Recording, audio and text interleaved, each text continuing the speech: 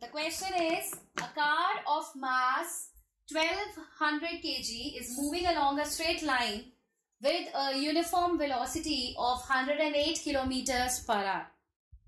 Its velocity is slowed down to 36 kilometers per hour by an unbalanced external force. Calculate the acceleration and the change in momentum. Also calculate the force. The time taken is 10 seconds. Okay. So सबसे पहले लिखिए क्या क्या given है. So we have mass 1200 kg moving along a straight line with a uniform velocity of 108. So initial velocity is given 108 kilometers per hour. इसको क्या करेंगे metre पर सेकेंड में चेंज. हाँ जी. सो 5/18 से मल्टीप्लाई करेंगे. सो ये कितना आएगा 40 मीटर्स पर सेकेंड. ठीक. देन वेलोसिटी को स्लो डाउन किया है 36 किलोमीटर्स पर आवर. ये पढ़ते ही वेलोसिटी इज स्लो डाउन समझ आ जाना चाहिए कि जब वेलोसिटी ज्यादा से कम की गई है तो नेगेटिव एक्सीलरेशन निकलेगा, रिटार्डेशन आएगा. ठीक है. सो फाइनल वेलोसिटी गिवन है 36 kilometers per hour. Change it into meter पर सेकेंड. 10 मीटर पर सेकेंड. ठीक. टाइम गिवन है 10 सेकेंड्स. आपको क्या क्या कैलकुलेट करना है. Acceleration. Oh yes, correct. This should be 30. Yes. Clear? So acceleration आपको कैलकुलेट करना है. Momentum rather change in momentum आपको निकालना है और फोर्स आपको कैलकुलेट करना है. ठीक. सो सबसे पहले एक्सेलरेशन कैलकुलेट करते हैं. सीधा फर्स्ट इक्वेशन लगाइए. v is equal to u plus AT. v आपको गिवन है 10, u है 30, a आपको निकालना है. टाइम आपको गिवन है 10. सो ये आ गया 10 minus 30 equals to 10a. So minus 20 by 10 is a. So a आ गया -2 मीटर पर सेकेंड स्क्वायर. अब एक्सीलरेशन आ गया. So you can calculate force also. So force is mass into acceleration. मास आपको गिवन है 1200. एक्सीलरेशन अभी निकाला -2. सो फोर्स आपके पास आ गई -2400 newton. Clear. And now you have to calculate change in momentum. So change in momentum का मतलब है final momentum minus initial momentum. Correct. So final momentum क्या होगा.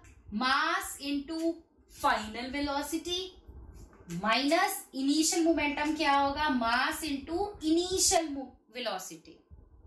सारी वैल्यूज आपको गिवन है. So 1200 into 10 minus 30. So 1200 into minus 20. So we get -24,000 kg meter per second. So this is the change in momentum. And you can see कि velocity को ज्यादा से कम किया है इसीलिए acceleration नेगेटिव आया, hence force नेगेटिव आया. And so change in momentum भी नेगेटिव आया है. सबसे पहले देखते हैं क्वेश्चन क्या कहता है.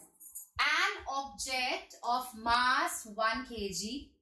So एक ऑब्जेक्ट का मास आपको गिवन है 1 kg. traveling in a straight line with a velocity of 10 meter per second.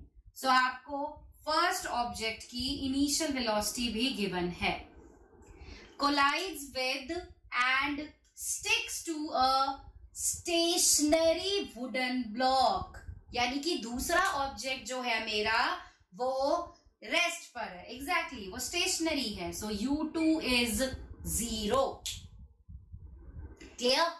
And mass given है 5 kg. सो M2 भी आपको दिया हुआ है 5 kg. Then they both move off together in the same straight line. दोनों stick कर गए और साथ में चल रहे हैं. इसका मतलब V1 and V2 they both are same. Clear?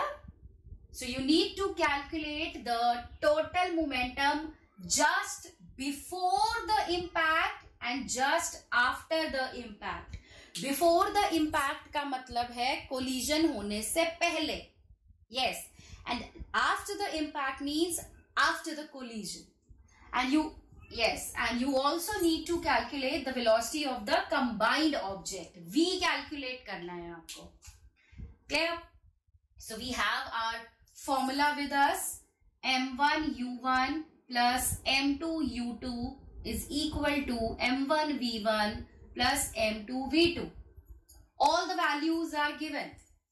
1 into 10 plus 5 into 0 is equal to 1 into V plus 5 into V. Solve करोगे V आ जाएगा आपके पास. कितना? This is 10 plus 0 is equal to 1 plus, it's 10 equals to 6V. So V is 10 by 6 or 5 by 3, which is 1.667 meter per second.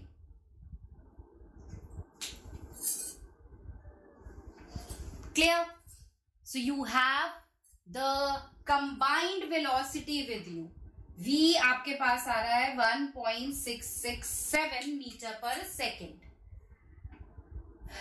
ठीक. अब वो आपसे क्या मांग रहा है? Total momentum before the impact. यानी कि ये मांग रहा है M1 U1 plus M2 U2. M1 U1 plus M2 U2 यही होगा टोटल मोमेंटम बिफोर कोलिजन. सो इसको कैलकुलेट कर लो. ये कितना आता है? 1 into 10 plus 5 into 0. So this is 10 kg meter per second. Similarly, after collision यानी कि M1 V1 plus M2 V2 calculate करने को बोल रहा है. सो इसको हम लिख सकते हैं M1 plus M2 into V. Because दोनों ऑब्जेक्ट्स की वेलोसिटी सेम है. So put the values 1 plus 5. V अभी अभी आपने निकाला है 5 by 3 विच इज 1.66. सो ये कितना आ गया? 6 into 5 by 3. सो ये 10 kg मीटर पर सेकेंड आ गया. और आप देख सकते हो टोटल इनिशियल मोमेंटम 10 है, टोटल फाइनल मोमेंटम भी 10 है. That means momentum is conserved. So the question says that two objects, each of mass 1.5 kg, are moving in the same straight line but in opposite directions. The velocity of each object is 2.5 meter per second before the collision, during which they stick together. What will be the velocity of the combined object after collision? Clear? वो आपसे क्या कह रहा है? दो objects आपके पास हैं, दोनों का जो मास है वो 1.5 kg है. Right? So M1 and M2 they both are 1.5 kg. Clear? They are moving in same straight line but in opposite directions. दोनों के दोनों ऑब्जेक्ट सेम स्ट्रेट लाइन में ही ट्रैवल कर रहे हैं बट ऑपोजिट डायरेक्शन से आ रहे हैं।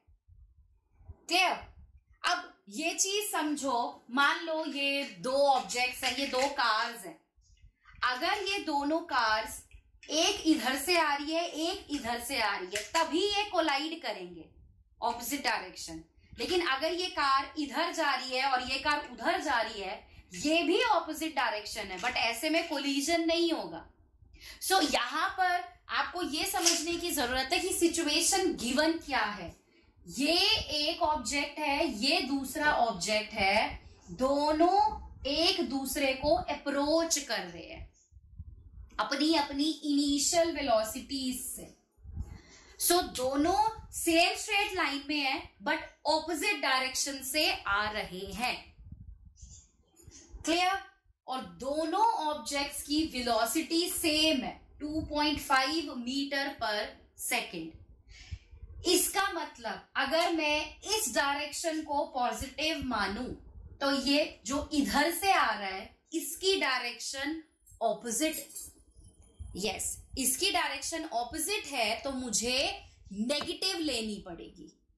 करेक्ट? सो अगर u1 मेरा 2.5 मीटर पर सेकेंड है, सो u2 माइनस 2.5 मीटर पर सेकेंड होगा, because now the direction is opposite.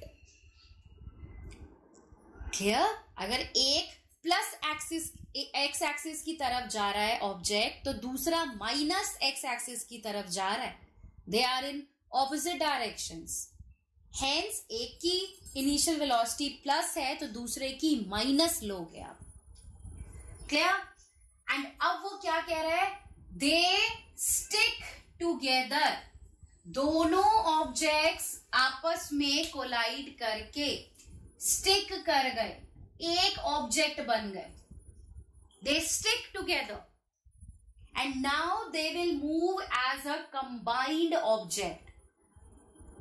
दोनों ऑब्जेक्ट्स कोलाइड करने के बाद आपस में एक दूसरे के साथ स्टिक कर गए और अब एक ऑब्जेक्ट कंबाइंड ऑब्जेक्ट बनकर मूव कर रहे हैं। तो जब ये दोनों ऑब्जेक्ट्स कंबाइन होकर मूव करेंगे, जिस भी डायरेक्शन में जाएं, इधर जाएं इधर जाएं, तो दोनों के दोनों एक कॉमन वेलोसिटी v से मूव करेंगे। Yes, because now both the objects have become one.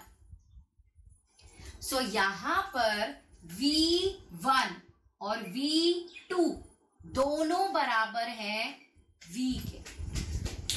Situation समझ आई आप लोगों को? बताइए। Clear? So now we can straight away apply the formula m1u1 plus m2u2 is equal to m1v1 plus m2v2। सारी values आपके पास है, calculate करिए। क्या आएगा? m1 है, यस, 1.5, यस, एग्जैक्टली करेक्ट। ठीक है, 1.5 into 2.5 plus 1.5 into minus 2.5, this is equal to 1.5 into v plus 1.5 into v। v ही रहेगा क्योंकि दोनों ऑब्जेक्ट्स की वेलोसिटी सेम हो गई है। क्लियर? सो ये आएगा आपका 3.75 minus 3.75 equals to 1.5 plus 1.5 into v। v को मैंने कॉमन ले लिया, सो ये बन गया 0। 0 is equal to 3v। Hence यहां से वेलोसिटी आ गई 0 मीटर पर सेकेंड। इसका मतलब दोनों ऑब्जेक्ट्स जो अपनी अपनी इक्वल इनिशियल वेलोसिटी से एक दूसरे को ऑपोजिट डायरेक्शन से अप्रोच कर रहे थे और कोलाइड करने के बाद दोनों स्टिक कर गए। सो स्टिक करने पर both the objects have come to rest. So the next question is, a stone of 1 kg is thrown with a velocity of 20 meters per second across the frozen surface of a lake and comes to rest after traveling a distance of 50 meters. What is the force of friction between the stone and the ice? Clear? So सबसे पहले we have to write down what all is given to us. Now a stone of 1 kg. So this is mass 1 kg, right, is thrown with a velocity of 20 meter per second. अब इतनी velocity देकर एक stone को फेंका है तो क्या है ये? Initial velocity. Exactly, initial velocity u across the frozen surface of a lake and comes to rest. Stone rest पर आ गया, that means final velocity is 0. ठीक, क्योंकि रेस्ट पे आ गया. Okay, after travelling a distance of 50 meter, so s is also given 50 meters. What do you need to calculate? Force of friction. F निकालना है. फोर्स ही है ये, फोर्स निकालनी है आपको. कैसे करोगे? करो जरा सॉल्व. कोई बात नहीं तो कोई बात नहीं, तो निकालो. पहले टाइम निकालेंगे. निकालो. टाइम की जरूरत ही नहीं है. क्यों चाहिए टाइम आपको? फोर्स निकालना है. हाँ, एक्सीलरेशन तो क्यों चाहिए टाइम? फोर्स निकालना है. Force is v minus you upon T. एक ही फॉर्मूला याद है बस, है ना? वही लगाओगे हर बार. 3 इक्वेशंस बस. एग्जैक्टली निकालो वहां से a. बेटा 3 इक्वेशंस ऑफ मोशन भी याद रखो ना, वो मत भूलो. सबसे ज्यादा बल्कि वही यूज होंगी आपके लिए. टी निकालने की यहां जरूरत ही नहीं है. आप ये देखो, आपके पास फोर्स का फॉर्मूला है F is equal to m a. M मुझे गिवन है, मेरे को A गिवन नहीं है. तो अब ये देखो, मैं A निकाल कैसे सकता हूं? सबसे पहले first V is equal to u plus a t लगाते हो. अगर T नहीं है मेरे पास, A भी नहीं है मेरे पास, मैं नहीं लगा सकती वो इक्वेशन. क्यों लगानी? क्यों पहले मैं टाइम निकालूं, फिर मैं एक्सीलरेशन निकालूं और फिर मैं फोर्स निकालूं? क्या जरूरत है? सीधा थर्ड इक्वेशन लगाओ. v square minus u square equals to 2as. सारी टर्म्स गिवन है यहां पर एक्सेप्ट a आ जाएगा और बस सीधा फोर्स निकाल लो. जितने सिंपल और कम स्टेप्स में आप अपना क्वेश्चन सॉल्व करोगे ना, उतना टाइम आपका सेव होगा. ठीक, okay. So use this. v is 0, so 0 square, u is 20. 20 square is equal to 2 into a into s. आपको 50 गिवन है. so ये आ गया minus 400 equals to 100a. so a आ गया यहां से माइनस 4 मीटर पर सेकेंड स्क्वायर. बस अब डायरेक्टली फोर्स निकालो. F is equal to m a. So m आपको 1 गिवन है, a आपने अभी निकाला. सो आंसर आ गया -4 newton. And this negative sign, what does it indicate? That the force is acting in opposite directions. Stone को जब आपने 20 मीटर पर सेकेंड की वेलोसिटी से फेंका लेक के सरफेस पर, तो वो स्टोन रेस्ट पर अपने आप आया है. किसी ने पकड़ के रोका नहीं है उस स्टोन को. सो वो स्टोन जब रेस्ट पे अपने आप आया है, वो किस वजह से आया है? फ्रिक्शन की वजह से. क्योंकि लेक के फ्रोजन सरफेस और स्टोन के बीच में फ्रिक्शन लग रही है. फ्रिक्शन ने स्टोन को रोक लिया. एंड फ्रिक्शन हमेशा ऑपोजिट डायरेक्शन में लगती है. अगर कोई ऑब्जेक्ट आगे बढ़ रहा है तो फ्रिक्शन पीछे लगेगी. कोई ऑब्जेक्ट अगर इस डायरेक्शन में आ रहा है तो फ्रिक्शन दूसरी डायरेक्शन में, ऑलवेज ऑपोजिट, इसीलिए माइनस का साइन आया है। Lubrication is to reduce friction. जैसे आप कोई मशीन यूज कर रहे हो, मशीन के पार्ट्स में वियर एंड टियर स्टार्ट हो गई तो आप ऑयलिंग करते हो, है ना, ऑयल डालते हैं हम। कई बार क्या होता है आपके घरों में जो एलमीराज हैं या जो डोर्स हैं उनमें कई बार आवाज आने लगती है, तो क्या करते हो आप ऑयलिंग करते हो उसकी। तो वो आवाज क्यों आती है? बिकॉज जो हिंज है जहां से आपका डोर जुड़ा हुआ है या आपकी अलमीरा जुड़ी हुई है, वो उसमें फ्रिक्शन प्रोड्यूस होता है, एंड उस फ्रिक्शन को रिड्यूस करने के लिए ही हम ऑयलिंग करते हैं, उसे लुब्रिकेशन कहते हैं। Oil is a lubricant. आपने एक लुब्रिकेंट ऐड किया जिसकी वजह से आपने फ्रिक्शन को कम कर दिया। Clear? So next question is a truck starts from rest and rolls down a hill with a constant acceleration.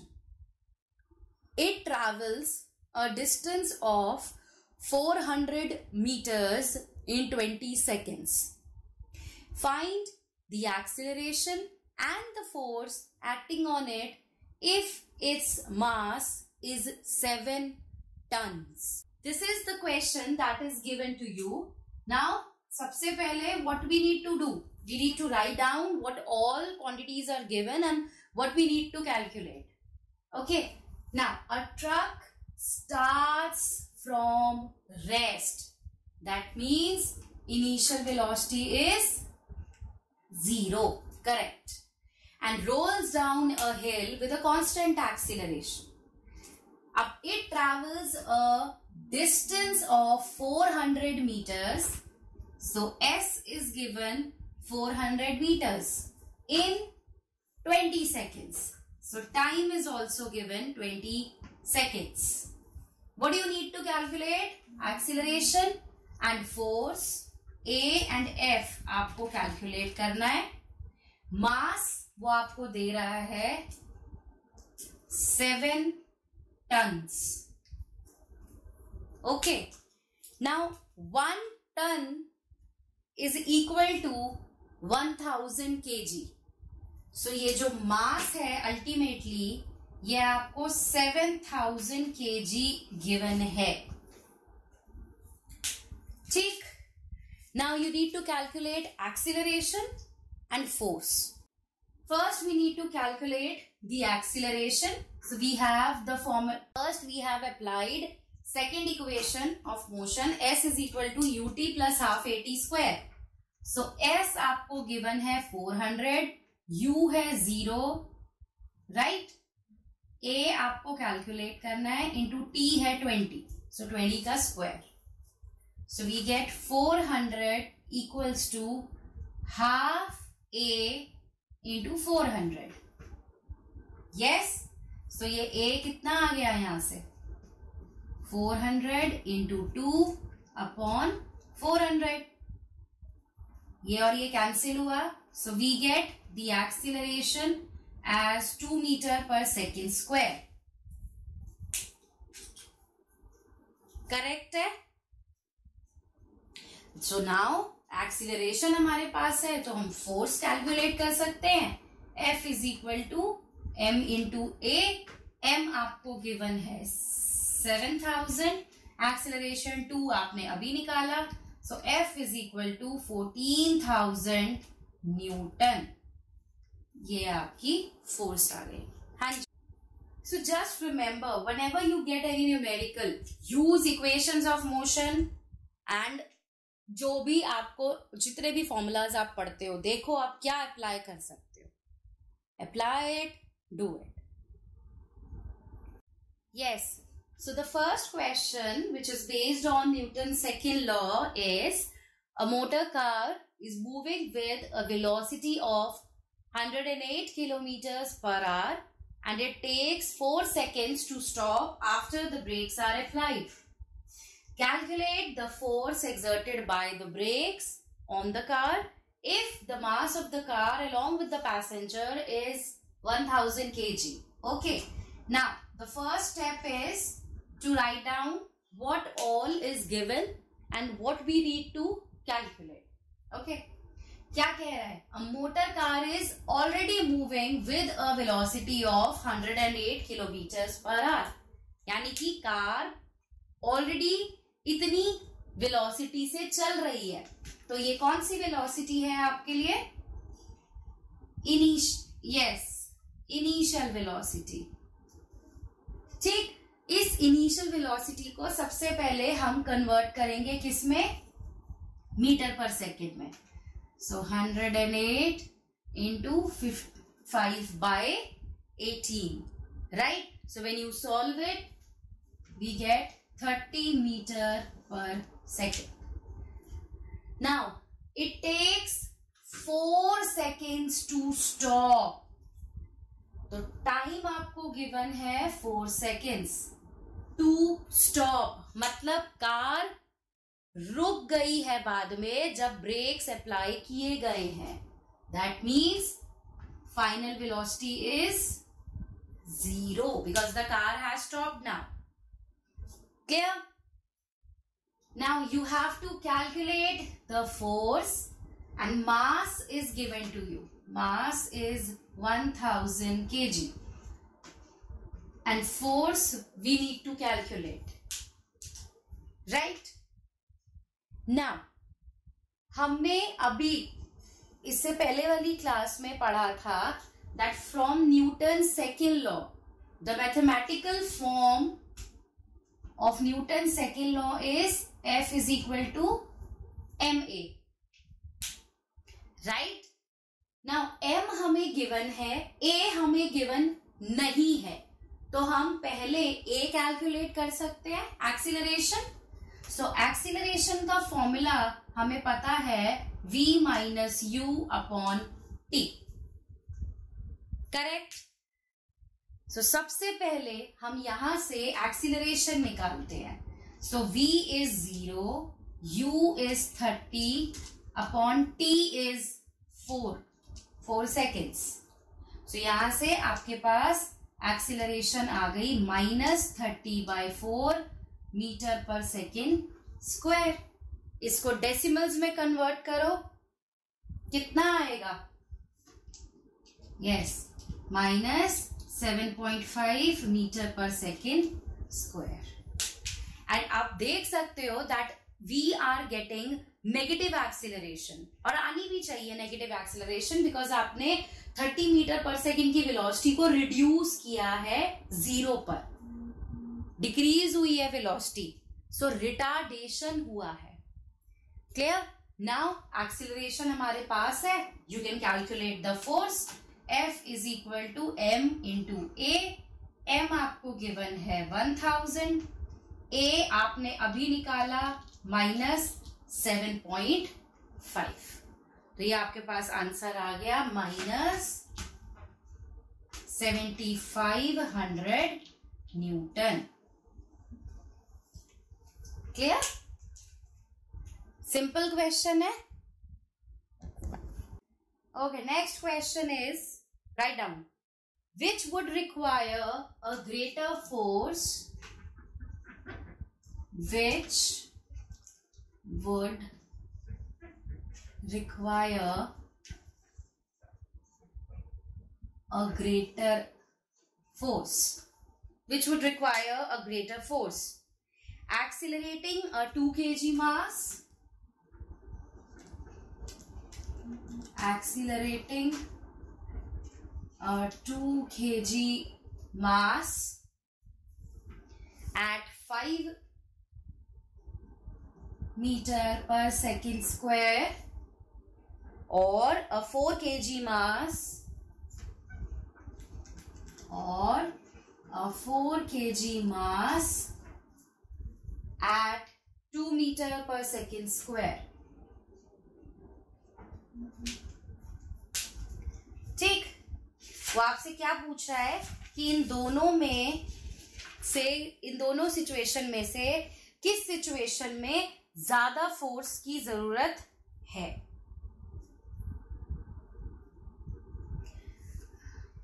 First one, Okay. Okay. Same thing we have to do again. Let's calculate the force. First situation में mass given है 2 kg, acceleration given है 5 meter per second square. Second situation में mass given है 4 kg, acceleration given है 2 meter per second square.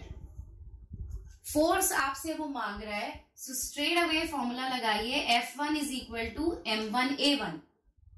सो values डालिए 2 into 5, so 10 newton. Whereas if we calculate the force over here, M2A2, we get 4 into 2, which is 8 Newton. So clearly we can see that 10 Newton is greater than 8 Newton. So in order to accelerate a 2 kg mass at 5 meter per second square, we require greater force. We require more force. Clear? Two objects of masses 100 gram and 200 gram are moving along the same line and direction with velocities of 2 and 1 meters per second respectively. They collide, and after collision, the first object moves with a velocity of 1.67 meter per second. You have to determine the velocity of the second object. Now, जब हम question को solve करना होता है, सबसे पहले हमें लिखना होता है कि गिवन क्या क्या है और क्या कैलकुलेट करना है. ठीक है, गिवन क्या क्या है और क्या कैलकुलेट करना है, ये लिखने के हाफ मार्क आपको मिलेगा. सो आपको दो ऑब्जेक्ट्स गिवन है जिनके मासेस आपको पता है. सो M1 100 ग्राम है, M2 200 ग्राम्स है. ये आपको गिवन है, राइट. एंड वो कह रहा है कि वो दोनों सेम लाइन और सेम डायरेक्शन में मूव कर रहे हैं. मतलब अगर एक ऑब्जेक्ट इस डायरेक्शन में जा रहा है, सो दूसरा ऑब्जेक्ट भी इसी डायरेक्शन में जा रहा है. क्लियर? कितनी वेलोसिटी से? 2 and 1 से. यानी कि ये आपको इनिशियल वेलोसिटीज गिवन है दोनों ऑब्जेक्ट्स की. इतनी वेलोसिटी से दोनों चल रहे हैं. ठीक. अब दोनों ने आपस में कोलाइड किया. कोलाइड करने के बाद फर्स्ट ऑब्जेक्ट ने 1.67 मीटर पर सेकेंड वेलोसिटी से मूव करना स्टार्ट कर दिया. सो आपको फर्स्ट ऑब्जेक्ट की फाइनल वेलोसिटी गिवन है, यस, 1.67 मीटर्स. आपको सेकेंड ऑब्जेक्ट की वेलोसिटी निकालनी है, V2 निकालना है. हाँ जी बेटा बोलो.